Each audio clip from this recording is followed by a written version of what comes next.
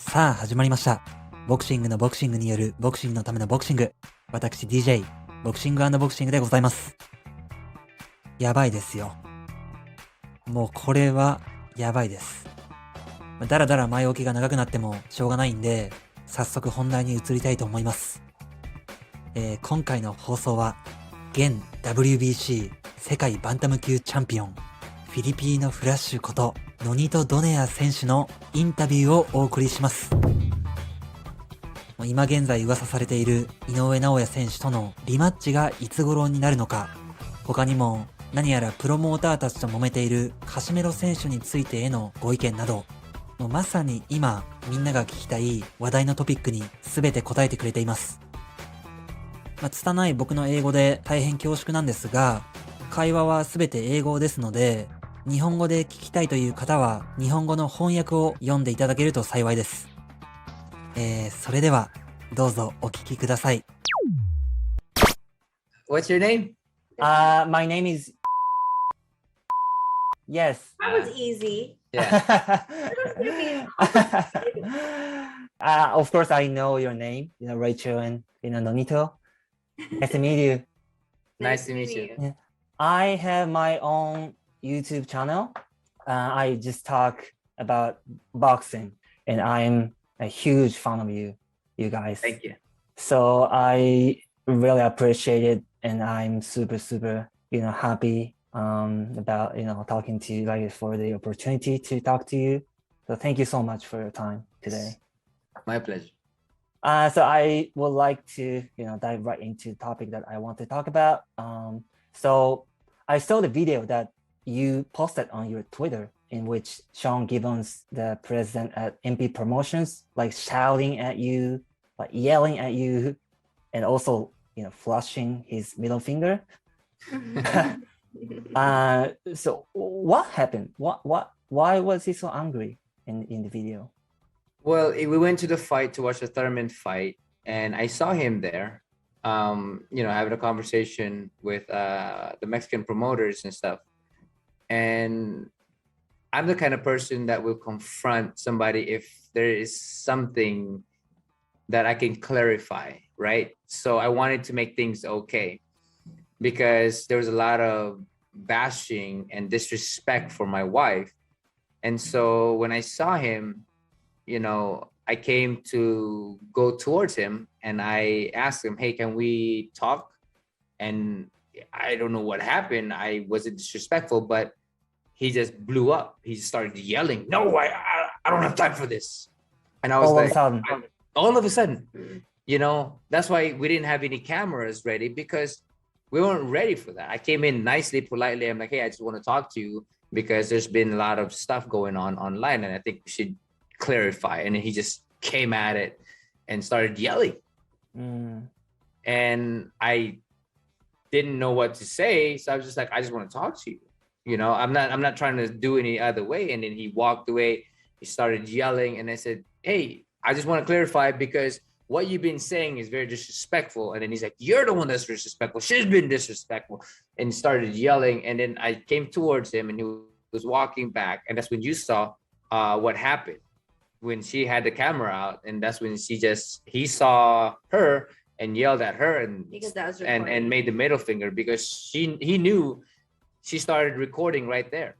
Oh, but it all started because Casimiro had some issues. After the Ring of Now fight, we tried to talk to Casimiro as to why he wasn't signing the contract between him and Nonito. And Casimiro said, Sean never gave me a contract. I don't see my contracts. Oh, he didn't see the contract that you sent him? That the promoter sent him. So the promoter sent it to Sean. Sean didn't send it to Casimiro. So there was a hold up and a disconnect because they were arguing. So Sean didn't give him allegedly the contract. So Casimiro, after talking to him, we said, you need to talk to Sean and get the contract from him, because we don't have your contract. And he said, but I never sign my contracts. No one gives me my contracts. And we kept pressing that. But during this time, Casemiro ended up in the purse bid with Paul Butler. Mm-hmm. And MP Promotions did not bid. Probellum won the bid. Yes. And it was like Sean was deflecting his anger onto me that Probellum won the bid. And instead of taking ownership that MP Promotions did not bid at all. Oh, no, Richard Schaefer, but you. Yes, Richard Schaefer bid, not me. Right? But it was like he was deflecting the anger on me because we're under Probellum. But why didn't MP Promotions bid for the fight? So from what we understand, I had clarified it with certain states in the United States that MP Promotions, Sean Gibbons, Knucklehead Boxing, Viva Promotions does not have a managerial, promotional, or matchmaker license.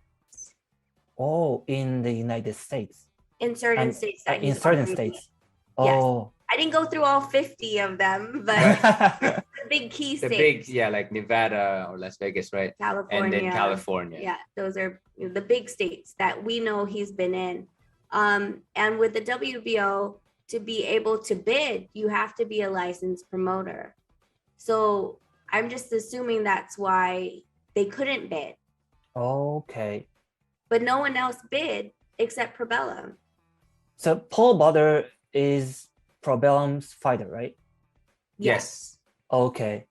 Okay. So MP Promotions has never like organized any like boxing events in like California or Nevada or New York? No, they did a long time ago. Yes. They never renewed their license. Oh, their license was expired.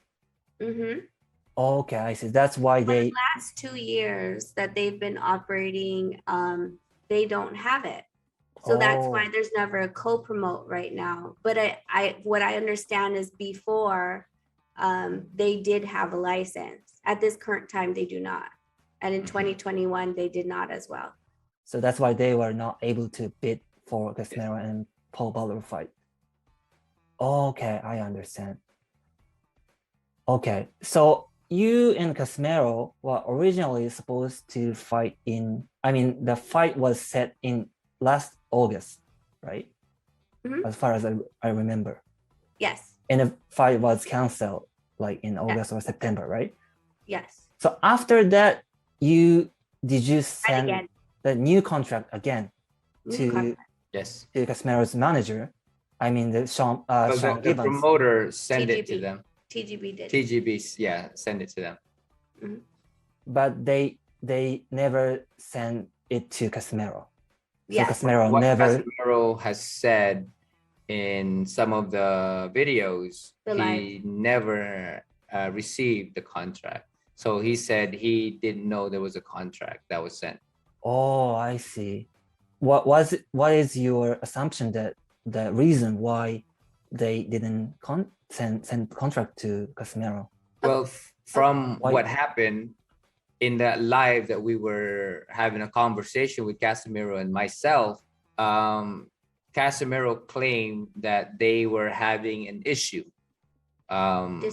disagreement with his promoter Sean Gibbons and Casemiro. Okay, so they were having their own issue at that time. Mhm. Correct. Okay, and then you talked to Casemiro to see if he received the contract, Yes. and it turned out that he never received it. Yes. Okay, and have you talked to like MP Promotions, TGB Promotions, about like why they didn't send the contract to Casemiro? TGB Promotions had confirmed with us that they had sent it to Sean Gibbons. Mhm. Sean Gibbons, to this day, does not answer any of our phone calls or text messages. So we couldn't ask why he wasn't sending it to Casemiro, but apparently they were fighting and Sean was just holding the contract instead of giving it to Casemiro because they were fighting. So I don't know. Okay. And now Casemiro left the MP promotions, right? He changed his promoter, right? So this is very complicated because SGG, which is Sam Geluani Promotions In the Philippines, has had a contract with John Real Casimiro promotionally since, I don't know since, but until February of this year. Okay. Even TGB acknowledged that. His managerial was Morris East until February of this year. So we're not really sure what role MP Promotions and Sean Givens even plays. Oh, okay. Because there's no, if the promotional and the managerial already is contracts already held, I don't know what he's contracted as. Huh. And then they're still fighting, right? And then something happened in Philippines, right? About like Casemiro, like 70-year-old girl sued Casemiro. So And then Casemiro people said this is just fabricated by Sean Gibbons. I find it very interesting timing that a 17-year-old, a quote unquote allegedly 17-year-old girl had come forward just after Igis Klimas had signed a new managerial contract with John Real. Now, unfortunately, or fortunately for Casemiro, Sean Gibbons's people, specifically Mark Yao and David Lontayao in the Philippines, who works for Sean and is paid by Sean, had stated in their live blogs a whole departure. What that means is they want Casemiro to stay in the Philippines. Now, that wouldn't make a difference if the WBO did not issue if you don't show up to the next fight for whatever cause, you will be stripped. So meaning that if he doesn't show up for the next fight, they will take his belt. And from what has transpired, in my opinion, they were trying to hold Casemiro so that he doesn't show up for the next fight, and also to kind of put the piece together with John. Oh, the mandatory replacement for Casemiro just so happens to be Sean's other fighter, Jonah Sultan.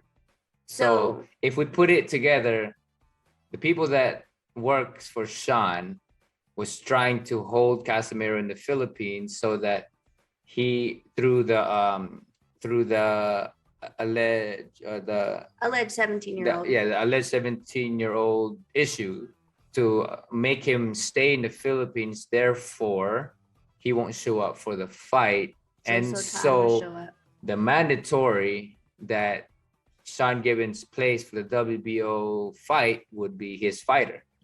The other fighter. So if this is just, of course, my opinion and calculation based on what they've said on their live and based on their videos, that I conclude in my own, I guess, in her own research and opinion, that it was set up. Okay. Because this community already said that Sean Gibbons is funding the case of this alleged 17-year-old. And again, that's coming from their videos. Yeah, according to their own mouth. So I'm not making that up. Okay, I understand. Huh. Very messy. Yeah. and let me just clarify this. Casemiro had left to the U.S. because Igis Klimas, his new manager, and Jose De La Cruz asked him to come to the U.S. So they can meet about their future together. Yes, and also they believe that training in the U.S. is more better, productive and better than in the Philippines, and that's why they wanted him to be prepared and get ready in the United States. But this story had been so twisted that instead of a report, because it was just reported, it's called a blotter, I guess, an incident report. There's no open investigation yet, and there's no charges filed. But everyone believes there's charges now. He's never going to be able to go back to the Philippines. Like, it had gone into this crazy world of fabrication and twisting that it's kind of unfortunate that he has to go through this. It kind of reminds me of the Rolly Rolando case. If you remember that one, got pulled out of the Tank Davis fight because someone had accused him. And when the investigation was closed and he was cleared, he already lost his money on the purse that the fight that he got pulled from. Yeah. Okay. I love like, wow, this crazy things. Yeah, behind the scene. But some fans, some people just believe, what is on media, what on the articles. But always there's something beyond what we see. So yeah, I feel really sorry for Casimero and some fighters that have some issues with their promoters, because the promoters have power, right? Yes. Like, I mean, like, it's kind of too much power in boxing. And also Terence Crawford sued Bob Arum, and some fighters sued their promoters, and fans just feel sad about it. Yeah. And sometimes fans, the only thing they see is what's been written online, because some people write without factual information, and again, it ruins the fighters or the person's reputation, without facts. Exactly. Yeah. So now I feel, bad for also like Russian fighters, because of, the problem between Russia and Ukraine. It also feels really, really, bad for Ukraine fighters too, of course. Yeah. I know. I think it's, we were talking about it today about Lomachenko and Usyk. And of course, the Klitschko's, I mean, they're not active right now, but the two fighters that are, Lomachenko and Usyk, and, they went there and they picked up their guns and they're defending. And just to think about how scary that is. The decision they had to make, they're both at the top of their careers and they're willing to lay down their line for their country. That's honorable. And it's scary what could happen to them. We could lose them. Exactly. We never want that to be, but this is the times we're in, and we have to respect them for the decision that they're making for their family and their country. Yeah. It's just crazy, It's crazy to me. Yeah. So okay. So let's move on to the happier topic. So I like I said, I want to talk about the rematch between you and Inoue. And my audience, like 95% of my audience are Japanese, because I speak in Japanese on my YouTube. So I want to let them know about the rematch between you and Inoue, because there are a lot of your fans in Japan too. You are super big in Japan, and of course Inoue is superstar in Japan. Yes. And your first fight was selected as the fight of the year 2019, and everyone, including me of course, has been like anticipating for the fight, the rematch. So like you said, you are now in the negotiations with Inoue's team, right? Yes, very correct. So the next fight for you is most likely that your next opponent is most likely Inoue. Is that correct? That's the highest probability for the next fight. We're very, very excited. I'm already mentally preparing myself for the rematch. So there is a huge percentage, a very, very high percentage, that the rematch will be the next fight. Okay. And of course, depends on the, Japanese government. I mean, the COVID restrictions. Yes. But the fight will probably take place in May, like late Right. May. That's what we or that's what was spoken to me, that late May or early June is what they're looking at. But I'm just excited for this opportunity again, and to showcase the best of me. I've been really excited for it. Okay. Wow. I'm super excited. Can't wait. So the first fight took place in Japan. And as I said, it was selected as the fight of the year. So I think even, people in the United States, will be interested in the rematch. Yes, right? A lot of people are very, very excited about it. Right. I've talking seen about a lot of like American fans that talk about, the fight, the rematch. So Yes. don't you want to have the rematch in the United States instead of Japan? I mean, he gets to choose. He has the privilege to choose. To me, I'm just here to fight. I love Japan and like to fight in Japan because I love it there. I love the fans. I love the food. I love Ramen. everything about it. Manga, anime too, right? Dragon Ball anime, Z. yes, anime. There's just a lot of things I love about it, and I truly enjoy the fights there. But when it comes down to it, everybody wants to be in a neutral place to fight. But when it really comes down to it, man, I actually love to be there because I mean it's Japan, man. I love being there. All the experiences that I have there has been amazing. I've had so many friends. And I look forward to the food. I look forward to street ramen, so I love it. I love it. So I don't mind fighting in Japan, but in all aspect of it, I mean, if it could be in a neutral place, that would be the best. But if Okay. not, I still enjoy Japan regardless of where it is. I mean, the main point for me is to fight in Japan. Okay. 私は侍です。Yes.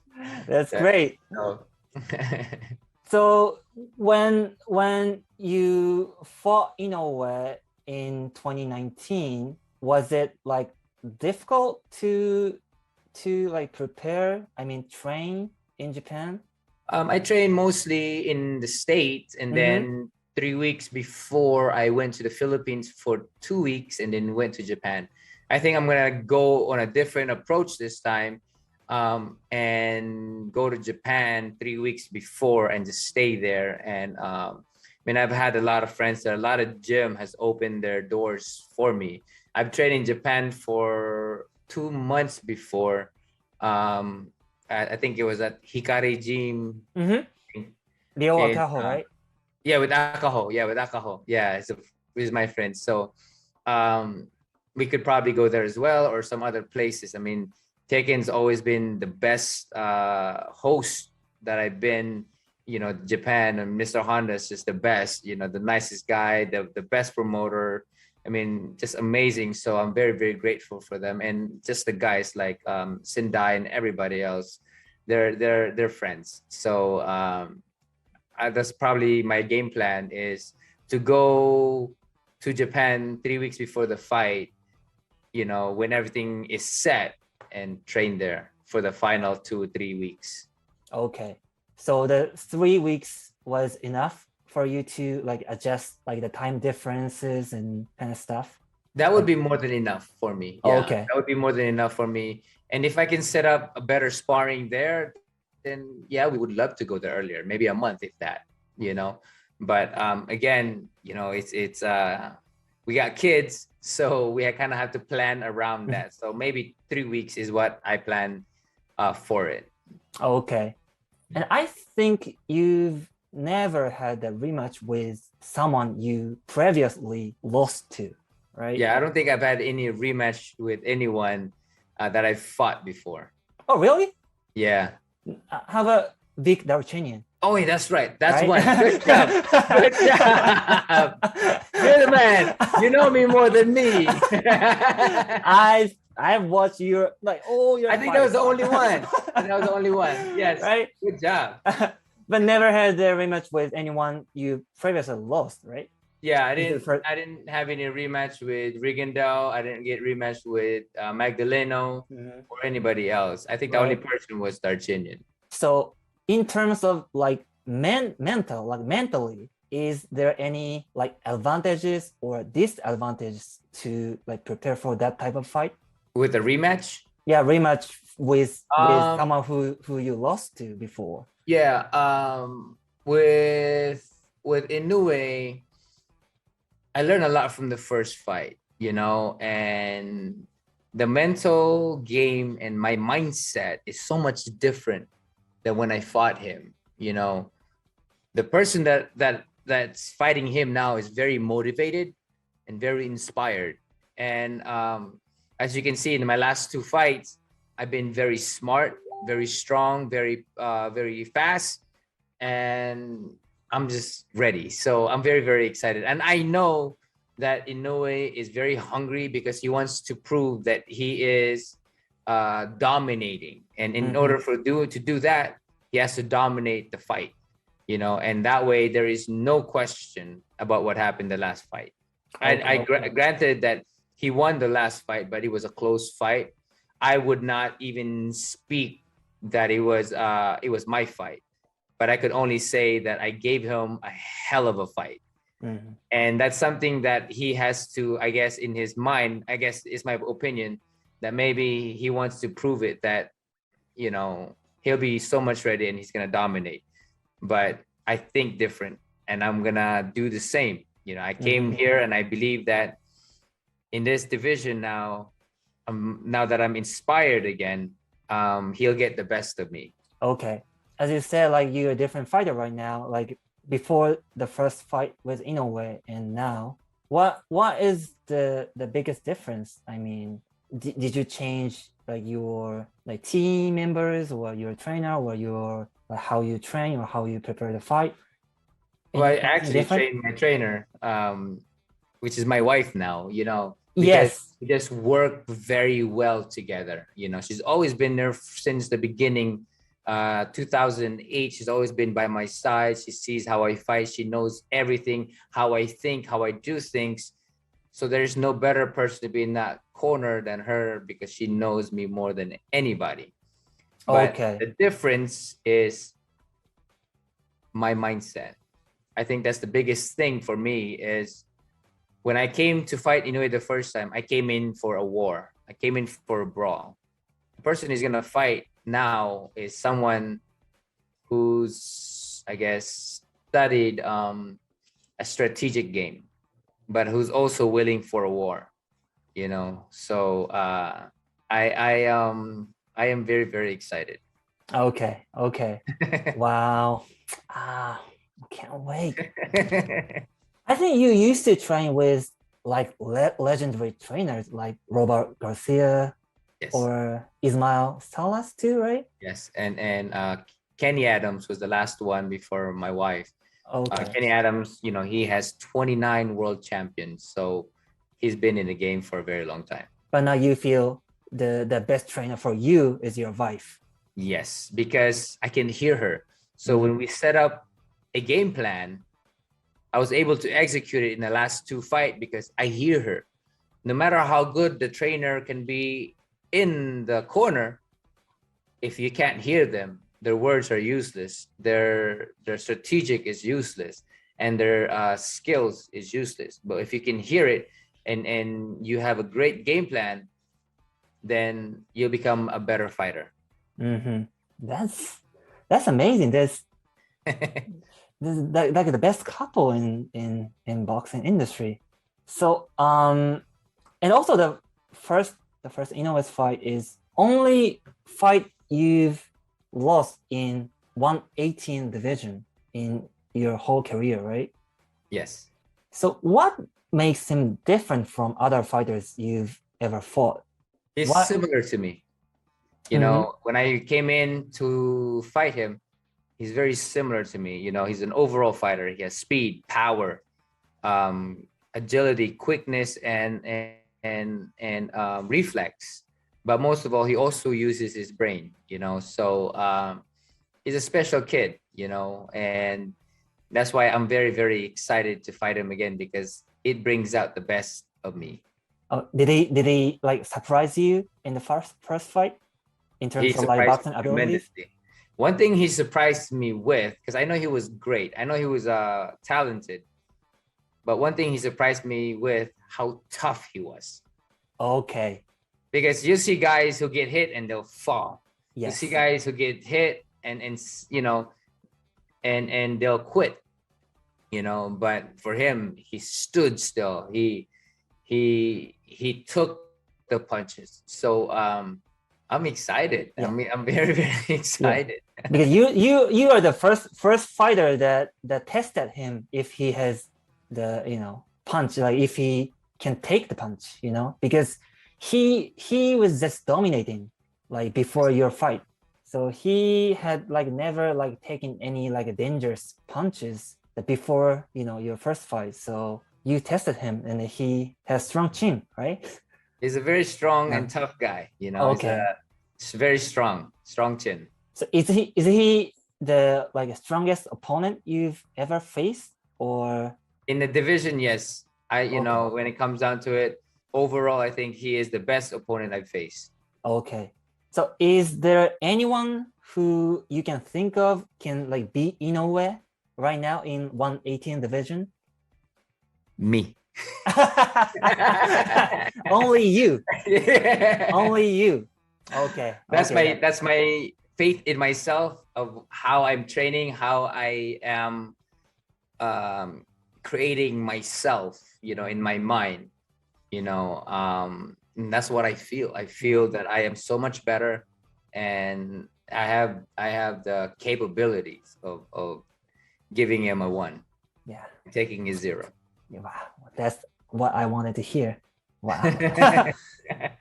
Yeah, there's been many like great Japanese fighters in like 118 or like 122 division in history, Japanese boxing history, like Nishioka, who you actually fought with, Yes. or Hasegawa, Hasegawa, yes. who you were almost going to fight if he, you know, had beaten Fernando Montiel, Yes. right? So like comparing to those fighters, do you think Inoue is the best Japanese fighter ever?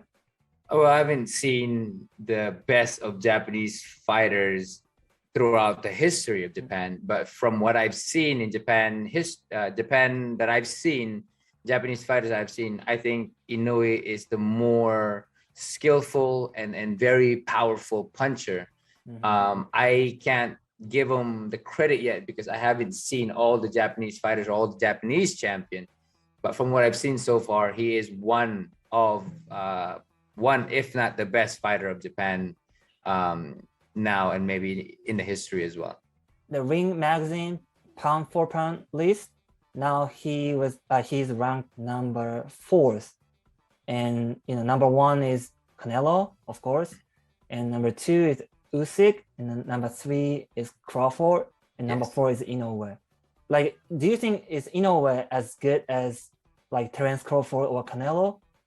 I mean, they all have their ways of fighting. Canelo has proven he's beaten everybody in many divisions, you know, and then Crawford has shown that he is very skillful and defeated a lot of the guys in his weight class. It became undisputed as well.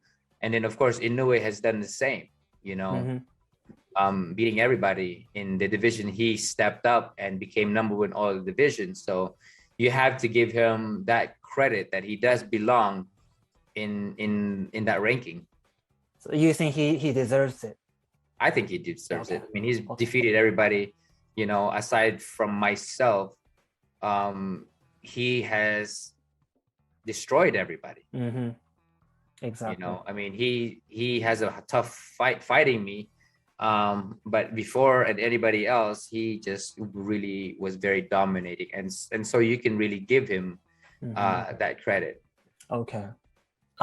So in your last 2 fights, you beat Nordin Ubali and also Raymond Gaballo, who are younger than you. Now you're 39, I believe, right? Yes. And you know, also they were undefeated before the fight. So how, of course, I know that age is just a number, but how do you feel when you compare current version of yourself with a younger version of yourself, like 10 years ago?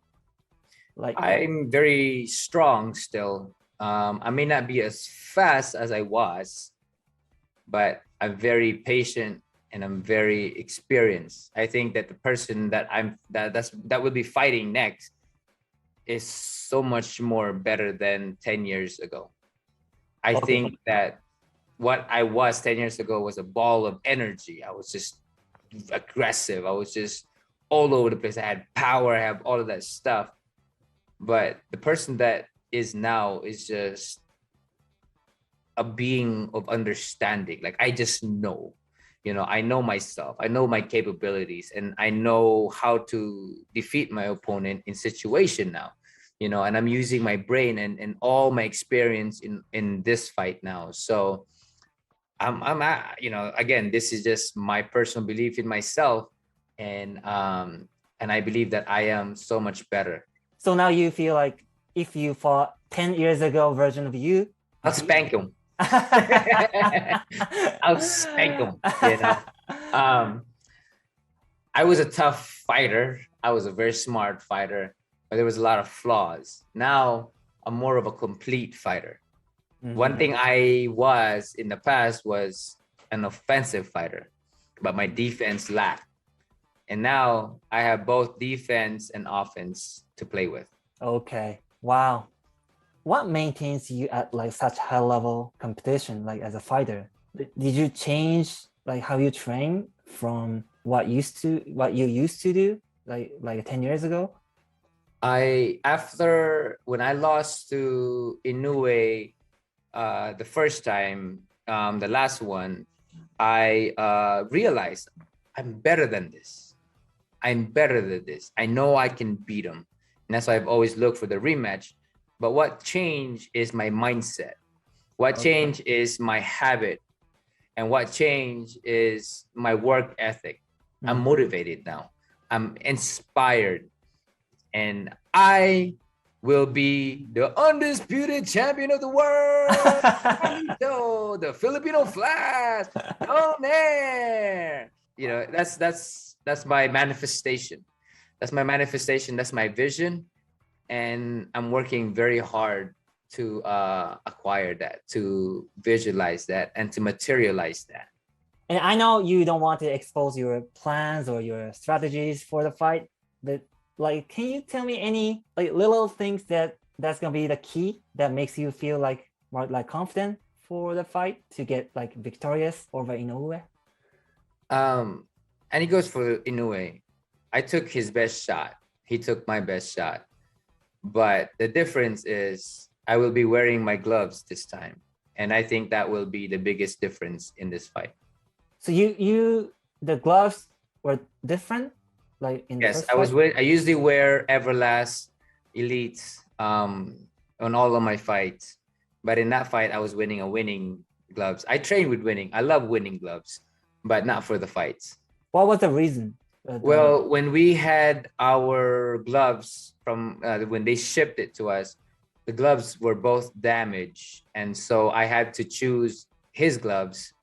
And so I think that will be a big difference this time around as well. Wow. I didn't know that. Okay.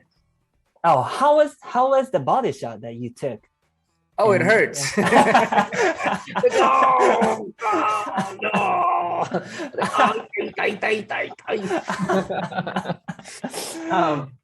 It hurts. But right. I have the heart of a champion. If I can get up, I'll get up. You can take me down so many times and I'll get up every single time. This is how I am. Okay. I'm a warrior.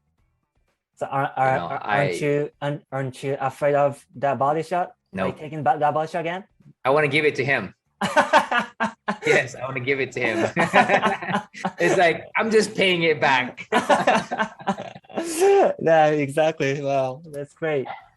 So if you win the rematch with Inoue, then what do you want after? when I win the fight with Inoue this coming May or June, then I'm gonna go after the next belt with Casemiro and unified. I mean, my biggest goal is becoming the undisputed champion. And again, that's what I visualize and will be materialized. Okay. So there's been some like rumor that you like are planning to go down to 115 division. There's a possibility of that maybe after conquering the division, because I still can go to 115. So that could be a possibility as well for me. Okay. What is your prediction about the fight between Casemiro and Paul Butler? Who do you think will win? Paul Butler is a good fighter, but I think that Casemiro is a very aggressive guy, and he has a good power. And all he needs to do is really land those big shots. I think that Paul Butler can be smart and stay away from it, but when it does land, it will be very difficult for him to withstand. And also about Inoue, he has been like saying that like he's moving up to 122 division later this year. So do you think he can succeed at 122 as well? I think so. He's similar to me. I think that he can do it. He just has to believe in himself. Which would you prefer, like going down to 115 or moving up to 122? The only time I'm going down to 115 is to fight a title and then move up to 122, 180, 122, because I want to get that fifth division. Yeah. You want like interim title, right? Yes. At 115, but not like actual title. Yes. Yeah. Because in Japan, interim titles are considered as the actual title. Yeah, same with me, but the world doesn't see. That's why I call myself 5 division. But in Japan, actually, you are considered as a 5 division world champion. Yes, I consider myself that. But in like American like articles or whatever, like it's kind of it doesn't make sense to me because it's still called the interim a world champion, So I don't know. Everybody has their own thing, that they see. Yeah. So if like moves up to 122 and fight Stephen Fulton or Marjan Akhmadaliev, do you think he can beat them? I think so. I think he has the capability of winning against those guys. Again, just depends how his body evolves to the division. What was the most like difficult thing for you about like moving up to like a heavier division? Everybody was bigger than me. Again, I can make the 118, 115, but I was fighting guys at 122, 180, 126 because, that's what I wanted to do. But I think the most difficult thing was I was smaller than everybody, and I didn't need to cut too much weight, so. Okay, so the power is the key. Yes. Okay. If you can carry that power in a division, you'll be feared. Okay. So power, do you think like power like more matters than the speed? Both has to matter. Okay. Because the guys are bigger, sometimes they might be tougher and they can take your punches. So, it matters to win any other way. So sometimes you have to change your fighting style, right? If you move up, like Floyd Mayweather, or right. So a whole like different topics. But are your sons happy about their dad like doing like fighting sport like boxing? Are they happy? They started to see me as a fighter, and they're very supportive. They always wish me to win every time. So they love the fact that I do what I do, and they support me 100%. I mean, they're always cheering for me. So, they're amazing kids. Do they box? No, they train every day, or at least almost every day. They train, they run, sometimes they do boxing or taekwondo. I'm actually trying to put them into jiu-jitsu soon, and I'm probably gonna go jiu-jitsu as well. So wow. Are you like planning to become like MMA fighter? I don't know. If there's a possibility of that, I just want to learn how to defend myself with ground games. So I'm gonna take jiu-jitsu. Me and my wife, we're gonna go to jiu-jitsu class and learn how to defend ourselves in that type of situation. But who knows? Wow. Yeah. If your sons like tell you like they want to box, are you okay with that? I'm okay with that. If they want to and they desire to do it, then I'm going to be there 100%. I support in whatever they want to do. If they want to play soccer, if they want to play whatever it is, right? They want to do whatever they want to do. I'm going to be there 100% to support them. But if they want to box, I'm going to be there very, very strict on them because I know boxing is a very difficult sport. And secondly, it's a very dangerous sport. Yeah, exactly. So about like the rematch with Inoue, do you predict like knockout win or? Yes, I always go for a knockout win. That's just always been me. Every time I get that question asked, I'm always going to say the same thing. I always go look for a knockout. Okay. There is no better and satisfying victory than a knockout victory. More like specifically, what round do you want to knock him out? If I can do it as early, I want to do it as early. Go out there and just swing for the fences. Swing for the fences. But whatever situation that's given for me, I'm gonna set it all up and I'm gonna put a good game plan together. Okay. So I hope the COVID restrictions in Japan, will be relaxed soon, and the rematch between you and Inoue will take place as soon as possible. So yeah, anything you want to tell for Japanese fans? Well, I just want to say thank you to Japanese fans. The Japanese boxing fans are amazing fans. Hopefully that we get this fight going and it will be very exciting, more entertaining for you guys. And again, I love Japan, just an amazing place to visit. I am honored to go back again and to have this battle with the monster. So, ありがとうございます。Thank you so much. ありがとうございます。Thank you so much. Thank you so much for your time. Yeah, tell Rachel thank you. Yes. I appreciate her. Thank you. He said, どうもありがとうございます。Thank you. Bye. Okay, have a good day. Thank you. いや、ということで、もうまだね、夢見心地ですよ。